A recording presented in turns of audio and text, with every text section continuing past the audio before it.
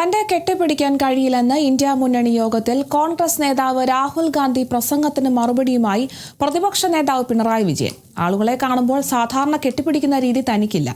ഞാനും രാഹുൽ ഗാന്ധിയും കാണുമ്പോൾ ഒന്നുകിൽ പരസ്പരം വണങ്ങും, അല്ലെങ്കിൽ കൈ കൊടുക്കും. പക്ഷേ കെട്ടിപ്പിടിച്ച ഒരു ഫോട്ടോ കണ്ടു. രാഹുൽ മോദിയെ ചെന്ന് കെട്ടിപ്പിടിക്കുന്ന ഫോട്ടോയാണ് കണ്ടത്. അതിൽ എനിക്ക് ആക്ഷേപമില്ലെന്നും പിണറായി വിജയൻ കൂട്ടിച്ചേർത്തു. കെട്ടിപ്പിടിക്കൽ സാധാരണഗതിയിൽ നമ്മുടെ ഇടയിൽ അധികം ഉണ്ടാകാറില്ലല്ലോ. അപൂർവമായിട്ട് ചില ആളുകളെ കെട്ടിപ്പിടിക്കാറുണ്ട്. പക്ഷേ ഞാനും രാഹുൽ ഗാന്ധിയൊക്കെ കാണുമ്പോൾ സാധാരണ ഒന്നുകിൽ പരസ്പരം വണങ്ങും, അല്ലെങ്കിൽ കൈ കൊടുക്കും.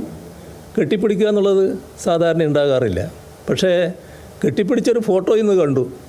രാഹുൽ ഗാന്ധി മോദിയെ ചെന്ന് കെട്ടിപ്പിടിക്കുന്ന ഒരു ഫോട്ടോ കാണുകയുണ്ടായി. മോദിയെ കെട്ടിപ്പിടിക്കുന്നതിൽ എനിക്ക് ആക്ഷേപമുള്ളത് കൊണ്ടല്ല, പക്ഷേ ഈ പറഞ്ഞത് മറ്റൊരു തരത്തിലുള്ള ചിത്രീകരണമാണ്. അത് രാഹുൽ ഗാന്ധിയുടെ സംസാര രീതി തന്നെയാണ് കാണിക്കുന്നത്. രാഹുൽ ഗാന്ധി എങ്ങനെ ഇന്ത്യ വേദിയെ കാണുന്നു എന്നുള്ളതാണ്.